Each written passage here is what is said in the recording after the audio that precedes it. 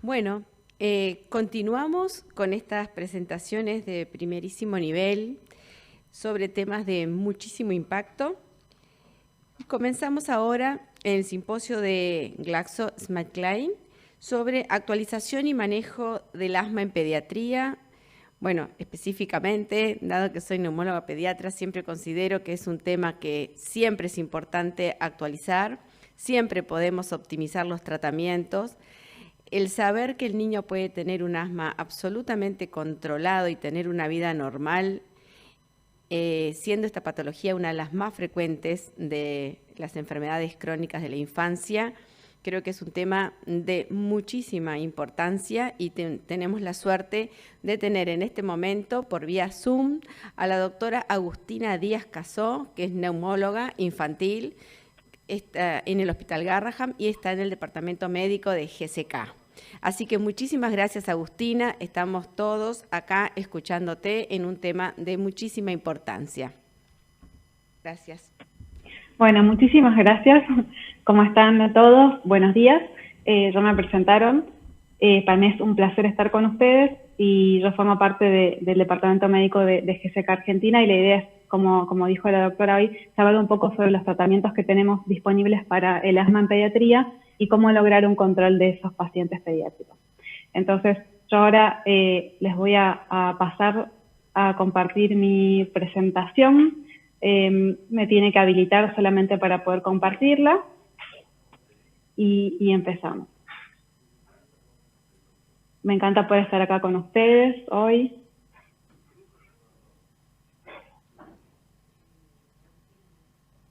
Bueno.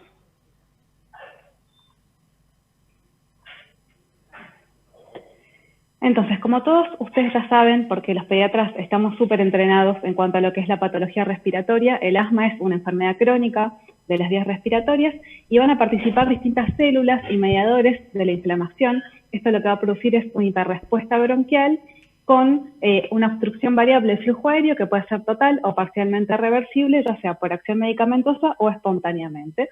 Y sabemos que está condicionada en parte por factores genéticos. Entonces, nosotros al tener una enfermedad crónica, vamos a tener como objetivo alcanzar y mantener el control de esta patología y además prevenir el riesgo futuro, especialmente lo que son las exacerbaciones, que son las que ponen en riesgo la vida del paciente y las que además van a generar una carga para la sociedad, para nuestro paciente y para la familia, ¿sí? Entonces, ¿cómo llegamos al diagnóstico? ¿Cómo sabemos si lo que tenemos enfrente es un paciente con asma? Los chicos mayores de 6 años es un poco más fácil porque no solo contamos con la historia de los síntomas respiratorios, que sabemos que tienen que ser variables en el tiempo, en intensidad, sino que además contamos con la posibilidad de confirmar esa limitación del flujo aéreo, que debería ser variable, por pruebas de función pulmonar. A partir de los 6 los chicos son más plásticos para hacer estas pruebas, tienen una capacidad cognitiva adecuada para lograr hacer las pruebas y lo podemos cuantificar mediante espirometría, ¿sí? No en todos los centros tenemos la posibilidad de hacer espirometría, especialmente en Latinoamérica. Tenemos que quizás buscar un lugar donde estén entrenadas para hacer espirometrías a pacientes pediátricos. Entonces, si no contamos con esa alternativa, podemos hacer una prueba con medidores de pico flujo, que tampoco quizás es una alternativa que esté muy a la mano hoy en día, porque son dispositivos que son caros, que muchas veces tienen que comprar las familias. Si lo tuviéramos, por ejemplo, en un hospital, lo que tendríamos que hacer es que ese paciente sople 3 veces a la mañana, 3 veces a la noche y medir cómo esa variabilidad en el lapso más o menos de 2 semanas. También puede ser un mes. Entonces, si nosotros constatamos, ¿sí?, que hay una variabilidad diurna del 13% o diurna y nocturna en esas 2 semanas de más del 20%, también es una ayuda más que nos habla de esa hiperreactividad, esa variabilidad que hay en la obstrucción de los bronquios. Y creo que lo que está más al alcance de todos y es más fácil de hacer es una prueba terapéutica. ¿Qué nos dicen las guías? Las británicas, que son las que nos aconsejan menor tiempo, nos dicen 6 semanas con corticoides inhalados a dosis bajas y salbutamol según lo requieran los pacientes. Después de esas 6 semanas a 2 o 3 meses según otras guías, deberíamos tener una respuesta de cómo estuvo el paciente con ese tratamiento, ¿sí? Si le fue bien, si siguió teniendo síntomas. Cuando los pacientes responden bien, nos hace pensar que estamos frente a un paciente asmático que se beneficia con la antiinflamación que le dan los corticoides inhalados. Ahora, es más difícil en los chicos de menos de 6. ¿Por qué? Porque no contamos con esa patita diagnóstica que es la función pulmonar. Entonces, tenemos que estar muy, muy, muy de la mano de lo que nos dicen los padres y ser muy exhaustivos en cuanto a la anamnesis que hacemos de la vida del paciente, de la historia y cómo está hoy. Entonces, preguntar cómo fueron esas sibilancias, cuándo empezaron, cómo son de frecuentes, cuántos son de frecuentes, qué las gatilla, ¿sí? Si son solamente con los síntomas respiratorios, si están asociados al ejercicio, a la risa, al llanto, ¿sí? Si ese paciente tiene historia de alergia, ya sea como eczema, como rinitis. Los familiares de primer grado con asma, súper importantes, sobre todo la mamá, que es la que más peso va a tener. Y lo mismo, ¿sí? Lo que podemos hacer y lo que es más fácil es esta prueba terapéutica, 6 semanas según los británicos, 2 a 3 meses según otras guías, y ir viendo. Lo que nos dicen algunas guías es desafiarlos a los pacientes. Hacer esas 6 semanas, 2 meses y parar el tratamiento y ver cómo responden nuestros pacientes. Si el paciente sigue bien es porque probablemente tiene esos corticoides inhalados, esa inflamación que tenía el paciente se debía a alguna injuria, como por ejemplo a los virus, como puede ser por ejemplo el sincicial. Entonces, esas vías, la vía aérea reaccionó, se inflamó a esa infección, con esa infección viral, y nosotros sabemos que después de una infección, por ejemplo, como puede ser sincicial, adenovirus, los chicos pueden estar sibilando, tosiendo, teniendo síntomas respiratorios a veces 1 o 2 meses, ¿sí? Si mi paciente, una vez que yo paro el tratamiento, recidiva, tiene síntomas otra vez, es porque probablemente necesita, ¿sí? Por ser atópico, esa antiinflamación que le dan los corticoides inhalados y se beneficia con eso. Entonces, es también algo que me hace pensar que este paciente es asmático y que ese tratamiento lo que hace es desinflamar su vía aérea y mejorar sus síntomas. Entonces, ¿cuándo va a ser más probable que mi paciente tenga asma? Si, por ejemplo, tiene síntomas durante más de 10 días en el contexto de una infección respiratoria. Si tiene más de 3 episodios en el año y esos episodios son severos, ¿sí? O si empeoran a la noche. Si tiene tos, sibilancias, disnea cuando juega o cuando se ríe o cuando llora, como decíamos. Y lo que es súper importante y es un marcador es la atopía o la historia de asma en los papás. ¿Sí? Siempre preguntarles cómo fue la infancia de los padres. Pues no siempre lo tienen en la cabeza, pero preguntar, ¿tenías que hacerte salbutamol? ¿Te rescatabas? ¿Te hacías nebulizaciones? Que le pregunten quizás a la abuela de los pacientes y siempre nos van a traer algún dato positivo. Entonces, ¿cómo nos podemos ordenar nosotros para ver si mi paciente tiene o es muy probable que tenga asma y cómo voy a decidir yo qué tratamiento empiezo con mi paciente? Hay algo que se llama API, que es el índice predictivo de asma, que se desarrolló a partir de una corte que es la corte de Tucson, que empezó ya por el 1980. Hoy esos pacientes tienen 40 años. Un grupo de neumólogos infantiles de Tucson en Arizona tenían la inquietud de ver cuáles eran esos factores de riesgo, los predisponentes para que los pacientes sigan teniendo sibilancias o sean asmáticos en la vida adulta. Siempre se ha hecho de forma retrospectiva, entonces ahora lo plantearon de forma prospectiva. Y lo que hicieron fue en las maternidades, cuando las madres todavía estaban con su bebé recién nacido, los invitaban a participar de este estudio, les daban un seguro médico, los iban a seguir con controles pediátricos, con enfermería durante todos los años. Estaba previsto en realidad que fueran los primeros años de vida y por suerte se pudo seguir, se prolongó. Entonces, a esos 1.246 pacientes, que de hecho hoy se siguen todavía 900 pacientes, con esos datos que se recabaron, se hizo por ejemplo un primer corte en el año 2000, cuando los pacientes tenían 20 años, y se llegó a esta conclusión, ¿no? Nos permitió sacar este índice predictivo. Que los pacientes menores de 3 años con sibilancias frecuentes, si ponemos un punto de corte de más de 3 episodios en el año, si esos pacientes tienen un criterio mayor o 2 criterios menores, esos pacientes van a tener un API positivo, un índice predictivo positivo, que nos va a dar un 77% de certeza, ¿sí? Que van a seguir sibilando, se van a tener asma hasta los 13 años, entre los 6 y los 13 años. Si ese índice me da negativo, yo tengo un 68% de certeza que esas sibilancias van a desaparecer a esa edad, ¿sí? ¿Y cuáles son estos criterios mayores? El diagnóstico de eczema en el paciente dado por un médico o el antecedente de asma en alguno de los padres, ¿sí? Y los criterios menores, rinitis alérgica, sibilancias que no se asocian a resfríos y una eosinofilia periférica de más del 4%. Entonces, con los datos que nosotros recabamos de la historia del paciente y con un hemograma, esto nos puede ayudar a orientarnos más en el diagnóstico y poder hablar con los padres frente a lo que les espera en los próximos años, que es algo que siempre nos preguntan a nosotros. Entonces, yo ya me decidí que voy a tratar a mi paciente porque tiene este índice predictivo positivo y creo que se va a beneficiar con corticoides inhalados. Entonces, ¿cómo empiezo el tratamiento del asma? ¿En base a qué me voy a guiar? Y nosotros tenemos recomendaciones y creo que las que más tenemos en la cabeza acá en Latinoamérica son las guías de GINA y GEMA. GINA está más formulada quizás por médicos que son anglosajones, de países anglosajones. GEMA viene a partir de la CEPAR, que es la Sociedad de Neumología Española, con los portugueses y mucha participación de ALAT, que es la Asociación Latinoamericana de Tórax, de hecho con médicos del interior de los distintos países de Latinoamérica, lo cual es súper importante porque va a despejar más nuestra forma de tratar y de trabajar con los pacientes asmáticos. Otra cosa que tiene importante GEMA es que tiene en cuenta los costos de las terapéuticas, lo cual también es súper importante, porque algo que nos marca a nosotros en nuestro trabajo del día a día es el acceso a la medicación que tienen los pacientes y quién les va a dar ese acceso. Entonces, ¿qué nos plantean estas guías en cuanto a los pacientes menores de 12 años? ¿Sí? Nos plantean un tratamiento escalonado en base a la severidad de los pacientes y en base a esa severidad nosotros vamos a ir decidiendo qué tratamientos colocamos.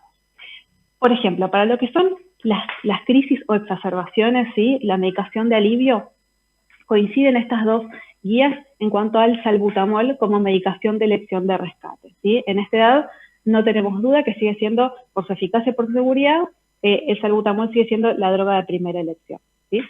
Estos pacientes, que serían los que tienen, y esto me parece que es importante, que se hizo mucho hincapié este año, los pacientes que tienen síntomas menos de 2 veces en el mes de forma diurna, ¿sí? O cualquier síntoma, cualquier frecuencia de síntomas nocturnos o con el ejercicio, esos pacientes son del primer escalón, del step 1, ¿sí? Si mi paciente tiene síntomas diurnos más de 2 veces en el mes, síntomas con el ejercicio o nocturnos con cualquier frecuencia, ese paciente ya pasa al escalón 2, el step 2, ¿sí? Esos son los pacientes que necesitan tratarse todos los días con corticoides inhalados. ¿Por qué? Porque los síntomas son como pequeñas banderitas rojas que me dicen, este paciente está inflamado, necesita tratarse, ¿sí? Nosotros sabemos que lo que no tratamos hoy, más allá de lo que yo vea como exacerbaciones, como síntomas, como tos, como sibilancias, como necesidad de ir a la guardia, el día de mañana van a ser, puede ser remodelación de la vía aérea, que es mucho más difícil de tratar. Nosotros sabemos que los corticoides inhalados a dosis bajas son la medicación de elección para estos pacientes, que serían los leves persistentes.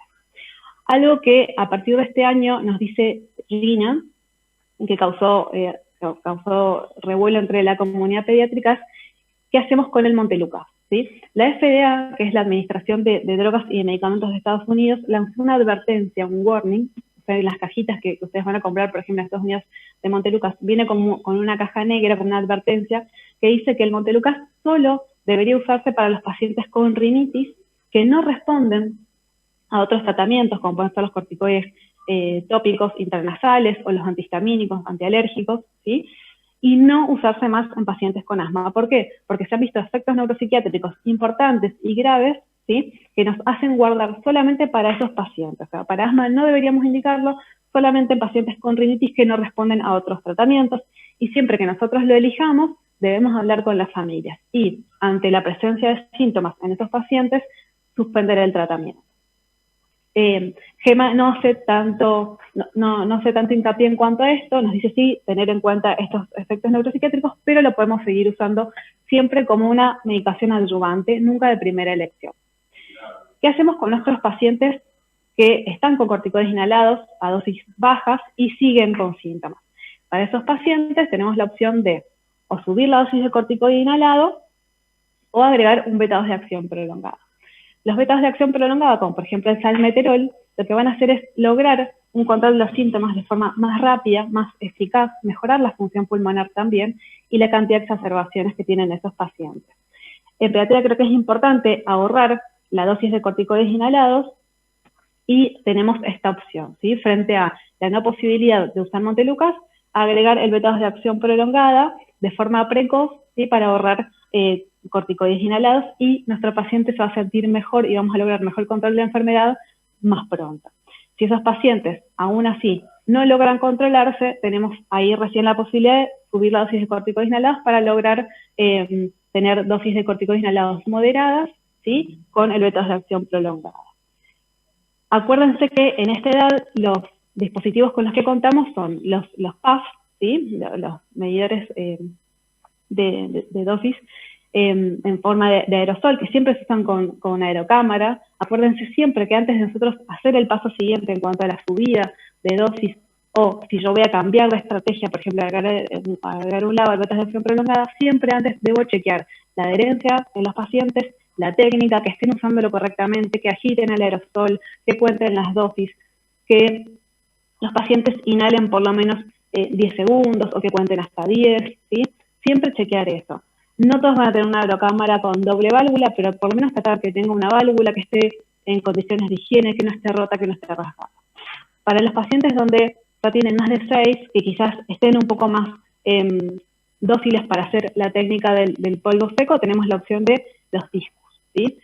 Que ahí ya no dependemos tanto de la aerocámara, pero sí tenemos que enseñarle a los pacientes nosotros, mostrándoles en el consultorio o con un video que siempre están disponibles, y chequear que estén haciendo bien la técnica. La tienen que aprender los padres, para mí, para estar chequeándola en su casa, y los pacientes, y nosotros siempre que vienen a verlos. Antes de subir el próximo escalón, chequear eso, porque es la causa más frecuente de que no mejoren con el tratamiento que nosotros les prescribimos. Algo que me parece que es importante y todavía está en la cabeza de muchos pacientes, cuando nosotros les indicamos un corticoide inhalado, surgen como muchos miedos, ¿no? Como que se pueden hacer adictos, que esto los va a hacer asmáticos, que su hijo se va a quedar peticito. Bueno, me parece que es importante hablar, educar a los pacientes, a los padres de los pacientes, a las familias, a los cuidadores, no solo en cuanto a estos derribar mitos, sino mostrarles cuál es la evidencia que tenemos. Entonces, nosotros sabemos que los corticoides inhalados son la medicación más efectiva, más segura, y nosotros sabemos que los efectos adversos relacionados con el crecimiento, la verdad es que son muy pocos, y van a estar siempre atados a la dosis que yo use, ¿sí? Y a la molécula y a las dosis bajas a medias. La verdad es que los efectos que tienen en el crecimiento son muy pocos. Lo que se ha visto es que se le produce un retardo en la velocidad de crecimiento, ¿sí? Lo que puede haber como reducción en el crecimiento total es de 0,5 a 1 centímetro, generalmente en el primer año o en los primeros 2 años, pero eso no va a influir en la estatura que alcancen cuando son adultos.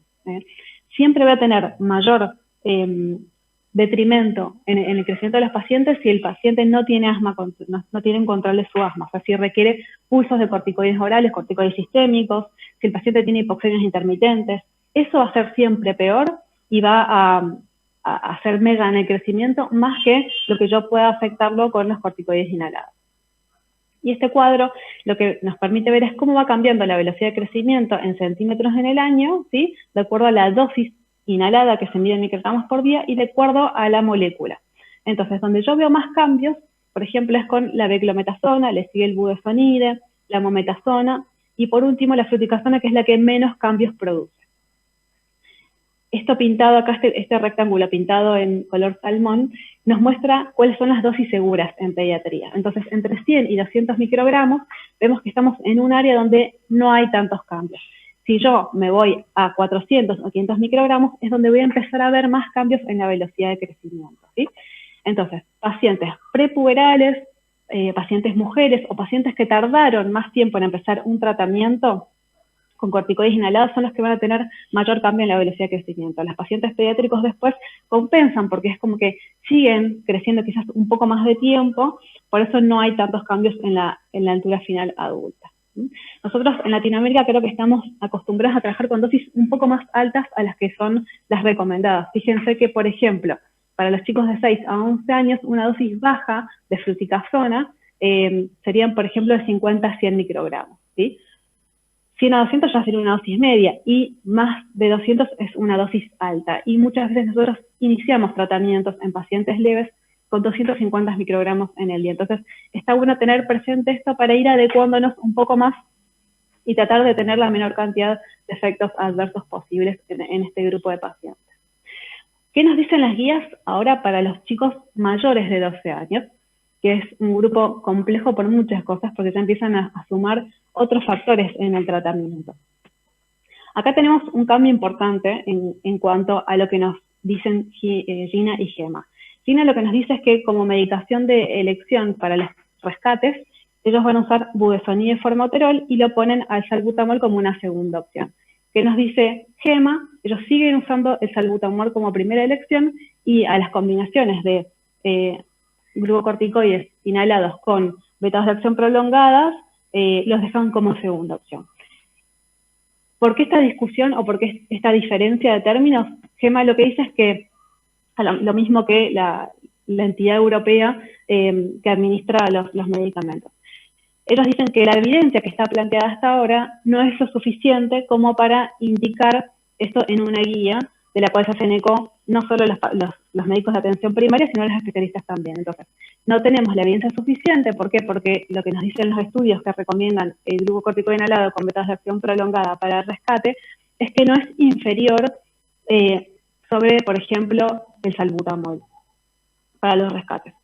Y además lo que tenemos es el costo, que también es muy importante. El costo del salbutamol y la seguridad, sabemos que lo tenemos súper comprobado, y tener, por otro lado, una medicación que es más cara o difícil de acceso como primera opción, sobre todo para los países latinoamericanos, es algo difícil de plantear como primera opción terapéutica. Lo que nos dice el SINA es que esa misma opción de rescate la podemos usar para los pacientes del STEP 2. ¿Se acuerdan que esos pacientes eran los que tenían síntomas más de 2 veces en el mes diurnos o cualquier frecuencia nocturna y con el ejercicio? Nos dice lo mismo, como son pacientes después de los 12 años que no adhieren bien, deberíamos dejarlos que se traten cuando ellos puedan, ¿sí? Lo que nos dice Gema es, esos pacientes si tienen síntomas es por algo, tenemos que desinflamarlos y sabemos que la opción más segura, más fiable y con las que vamos a tener mejores resultados es con el corticoide inhalado diario a dosis bajas o moderadas, ¿sí? Entonces, creo que eso es un punto fundamental. Nuestro paciente, si tiene síntomas, tenemos que tratarlo y en realidad nosotros lo que no queremos es que el paciente tenga síntomas, ¿sí? Gina por ahí va más con si tiene síntomas que se trate, Gema es si nosotros no queremos que tenga síntomas porque eso nos habla de la falta de control, ¿sí? Entonces, siempre, y en todos los estudios que hay hasta la fecha, el corticoide inhalado todos los días ha mostrado mejores resultados que cualquier terapia intermitente, ¿sí? Tanto en el control diario, ¿sí? Como en la frecuencia de exacerbaciones. Y lo que nos va a marcar a nosotros la respuesta a nuestro paciente y el evitar los efectos que tengan en la vía aérea, en la remodelación sobre todo, que es lo más difícil de tratar o de mejorar después, es esto, ¿no? Los síntomas diarios que nos hablan de esa inflamación persistente. Después, las estrategias son similares en cuanto a que si el paciente no mejora con dosis medias o moderadas de corticoides inhalados, podemos agregar el beta 2 de acción prolongada. La advertencia Montelukast sigue estando presente porque es para todos los grupos etarios, lo mismo por síntomas neuropsiquiátricos, solo deberíamos reservarla para los pacientes con rinitis. Los pacientes con asma no, salvo que ellos se nieguen por alguna, por lo que sea. Si el paciente se niega a recibir corticoides inhalados, debemos decirle cuáles son los riesgos, ¿sí? Y si presentara algún síntoma, cortarlo instantáneamente, ¿ok? Eso es en cuanto a nuestros pacientes pediátricos con asma leve, moderada. Después vienen los pacientes con asma severa, que ya son más resorte quizás del especialista. Entonces, en estos pacientes nosotros contamos con esos mismos dispositivos.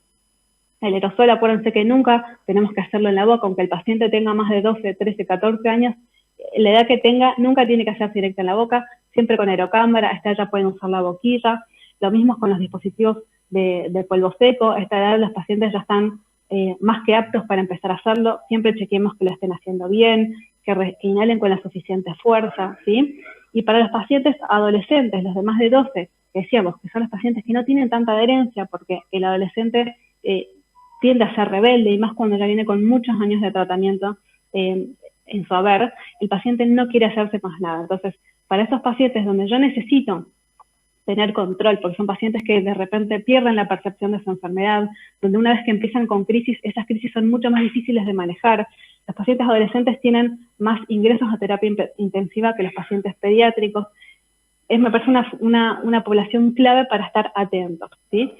Preguntarles, ayudarlos a manejar sus síntomas y que ellos elijan el dispositivo con el que se sienten cómodos. Entonces, si no se sienten más cómodos con el aerosol con aerocámara, ofrecerles un dispositivo de polvo seco. Les mostré recién el Discus. Por ejemplo, a partir de las 12 tenemos la opción de usar Relvar, que tiene fluticasona como furoato, que dura 24 horas porque tiene mucha afinidad por el receptor de glucocorticoides, y Bilanterol, que es un beta de acción prolongada, que también dura 24 horas. Entonces, si mi paciente yo sé que le va a costar cumplir, siempre es más fácil cumplir con algo que se hace una sola vez en el día, que es fácil de usar, que tiene un contador de dosis gigante para que nosotros podamos ver cuántas dosis le van quedando, que es algo súper importante también, y que es fácil de usar. La opción es facilitarle al paciente el tratamiento, no dejar que no se lo haga, ¿sí? Sino yo tratar de ver cuál es la forma de que mi paciente va a cumplir mejor con eso que nosotros queremos, que es que todos los días esté usando algo para controlar su asma, que es algo que hoy, la verdad que tenemos deportistas de alto rendimiento que son asmáticos, entonces nuestro paciente tiene que estar bien y puede estar bien. ¿Cómo controlamos nosotros o cómo valoramos ese control del asma? Tenemos herramientas como por ejemplo el Asthma Control Test, que esta es la versión pediátrica. Ven que tenemos un dominio, que es lo contestan los pacientes, ¿sí? Si ya saben leer, y otro dominio que lo contestan los padres. Entonces, esto lo que nos pregunta es cómo estuvo nuestro paciente en las últimas 4 semanas en cuanto a síntomas nocturnos con el ejercicio, impedimentos para ir al colegio, etc. Está bueno tenerlo en el consultorio. Si nosotros de repente no podemos o no tenemos la posibilidad de tenerlo impreso, los pacientes se lo pueden bajar. Hay distintas aplicaciones para chicos, para adolescentes, que no solo les enseña a cómo traquear, cómo ir anotando esos síntomas, sino a conocerse más, a tener autopercepción de su enfermedad. Entonces, mientras quizás nos esperan en la sala de espera su turno, van haciéndose el test y cuando ya nos ven, tenemos la respuesta. ¿Cómo funciona esto? Si los puntos que suma el paciente es más de 20, quiere decir que su asma está bien controlada. Si es menos de 19, esa asma no está bien controlada y yo tengo que hacer algo para lograr ese control. Algo que me parece que es súper interesante y que ustedes lo tienen disponible acá en Uruguay es un libro, el librillo de asma pediátrico de Controlar tus síntomas, que es una conjunción de colaboraciones de GSK con la SUB. Entonces nos enseña a cómo manejar la crisis, a cómo es la técnica inhalatoria según la edad, las pautas de higiene, por ejemplo, de la aerocámara, cómo la tienen que usar, que está súper bien, y además un diario de síntomas, que es súper importante. ¿Por qué? Porque a veces cuando nos vienen a ver los pacientes se olvidaron de lo que les pasó en el último mes. Entonces, para que vayan anotando cómo estuvieron, qué fue lo que tuvieron ese último mes, y nosotros poder verlo objetivamente y más claro, ¿sí? Entonces, después de todo esto que hablamos, ¿no? De tratamiento farmacológico, de lo importante que son los planes de acción y de controlar los síntomas y saber nosotros cómo estuvo nuestro paciente. Si yo aún así no logro controlar su asma, ¿cuál es el impacto de eso? ¿Sí? Nosotros lo que siempre vemos es lo que está más a la vista, que son las exacerbaciones y los síntomas, ¿sí? Que serían como la punta del iceberg. Lo que nos cuesta ver y lo que nos cuesta reaccionar a nosotros es a todo lo que está por debajo, que es la inflamación de la vía aérea, la hiperreactividad bronquial, la función pulmonar, ¿sí? Y la remodelación, que son cosas súper importantes. Entonces, creo que el mensaje de esto es que nosotros lo que tenemos que lograr es no solamente tratar lo que vemos, ¿sí? Sino ser proactivos en cuanto a lo invisible, que es lo que va a dar los resultados a largo plazo en el paciente y lo que va a cambiar la historia del paciente. Bueno, creo que el mensaje es que mantengamos el control, que nosotros podemos lograr el control de la enfermedad y algo que es tan importante en pediatría, que es no solo el hoy, sino el futuro de estos pacientes. Bueno, y muchísimas gracias por conectarse a este espacio, a nuestro simposio, y estoy abierta a sus preguntas.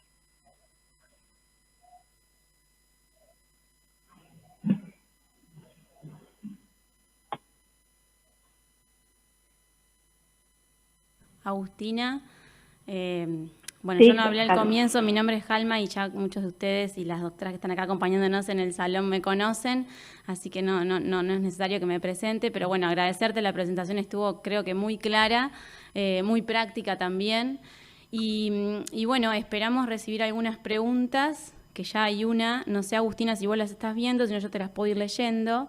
Y la primera es, Sí, en veo. medios socioeconómicos deficitarios, en familias monoparentales, con ambientes conflictivos, ¿cómo evalúan la adherencia al tratamiento en menores y mayores de 5 años? Bueno, es una súper pregunta porque creo que es algo muy difícil para nosotros acá en estos medios es cómo evaluar la adherencia y me parece que lo más claro va a ser cómo está nuestro paciente. Nosotros en Latinoamérica, salvo que sea en el marco de un estudio, no contamos con inhaladores que tengan como un traqueador de las dosis que van haciendo los pacientes. En otros países cuentan con ese sistema, como un sistema electrónico que nos dice cuántas dosis realmente actuaron, cuánto usaron, y acá nosotros no lo tenemos. Lo que sí les tenemos que pedir siempre cuando vengan los pacientes es que nos traigan el aerosol, ver cuántas dosis usaron, hacer nosotros la cuenta desde la última vez que lo vimos o de lo que le prescribimos y ver si realmente lo fueron usando, pero creo que lo que nos va a quedar más claro es cómo estuvo el paciente. Generalmente cuando el paciente va bien, lo que sucede es que dejan de usarlo porque dicen, bueno, en pacientes mi hijo está bien, ¿para qué lo voy a seguir usando? Entonces es importante, me parece, hacer hincapié en eso. Si está bien es producto de todo lo que vienen haciendo, hay que seguir con eso. Y otra cosa es, me parece, lo de los mitos que hablamos, que hay que educar a los pacientes, charlar con las familias, para que justamente entiendan que hay mucho alrededor de los corticoides inhalados que realmente no es cierto y que nosotros podemos lograr el control de la enfermedad y una mejor adherencia con eso. Pero cómo cuantificarla es complejo, me parece que lo más fácil es que nos traigan los aerosoles y ver realmente cuántas dosis fueron gastando desde la última vez que los vimos. Bien. Bueno, acá hay otra, dice, ¿el salmeterol a partir de qué edad se usa? Y el salmeterol más corticoide, entiendo que también quieren saber a partir de qué edad se usa. Salmeterol a partir de los 4 años y siempre los periodos de acción prolongada, como el salmeterol o como el formoterol, siempre van acompañados de corticoides inhalados, siempre. Bien, sí. ¿Con qué frecuencia hacen las espirometrías en asmáticos moderados? A ver, en un asmático moderado, que es un paciente que me está costando que controle sus síntomas, ahí es muy a manejo del neumólogo que lo está viendo. Lo ideal es, una vez que yo logro que el paciente controle los síntomas, ahí dejar de hacer espirometrías, porque lo más probable es que no solo los síntomas me ayuden a decidir su tratamiento, sino también las espirometrías. La mayoría de los chicos, de los pacientes en pediatría, suelen tener espirometrías normales, pero si es un paciente que está con muchos síntomas, seguramente algo vamos a encontrar. Quizás yo no vea cambios en el BEF, en una espirometría basal, que es lo que siempre vemos nosotros, o en la relación de BEF con SBC, pero siempre tenemos que hacer la prueba con broncodilatadores, que muchas veces, aparte por la dispersión que hay de valores en pediatría, pueden ser espirometrías totalmente normales, pero después de hacerles las pruebas con salbutamol, vemos que realmente sigue habiendo cambio. Entonces, ese cambio, si sigue estando presente, quiere decir que esa función pulmonar puede estar aún mejor. Y si está presente esa hiperreactividad todavía, quiere decir también que mi paciente está en riesgo de seguir teniendo síntomas. Entonces, creo que uno lo va manejando y una vez que el paciente logra estar bien, logra estar realmente controlado, ahí podemos hacerlas cada 6 meses o cada 1 año. Bien. ¿Quién hace la educación en asma, el pediatra o alguien del equipo de salud en la consulta por el tiempo de cada consulta?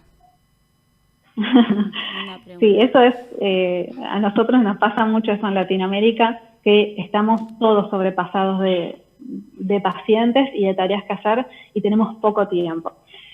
Lo ideal sería tener equipos multidisciplinarios, siempre va a funcionar mejor así, que quizás tener una enfermera, un kinesiólogo, alguien que esté entrenado cuando el paciente llega, poder hacer una espirometría que muestre, por ejemplo, cómo es su aerocámara, cómo está el aerosol o la medicación que está usando, y después verlos nosotros, los médicos, los pediatras o los neumólogos. la verdad es que lo terminamos haciendo todos nosotros, terminamos haciendo la espirometría, pesándolos, midiéndolos, revisando los dispositivos. Creo que quien sea lo tiene que hacer. Lo ideal sería, como decía recién, otra persona que se ocupe de eso, pero bueno, cuando no lo contamos con eso, hacerlo nosotros, tomarnos ese primer momento de cuando el paciente llega y empezamos a tener confianza o que nos cuenten cómo les fue, mientras, a ver, mostrarme tu urocámara, mostrarme tu urosol y aprovechar ese momento para hacer educación de técnica inhalatoria y medioambiental también, que es súper importante. Bien. Bueno, acá nos están diciendo gracias, Agustina, por tu excelente presentación desde la Comisión Directiva de la Sociedad Uruguaya de Pediatría, así que muchas gracias. Y bueno, te despedimos, Agustina, y muchas gracias por estar ahí del otro lado. Gracias a ustedes también. Bueno, muchas gracias a ustedes. Adiós.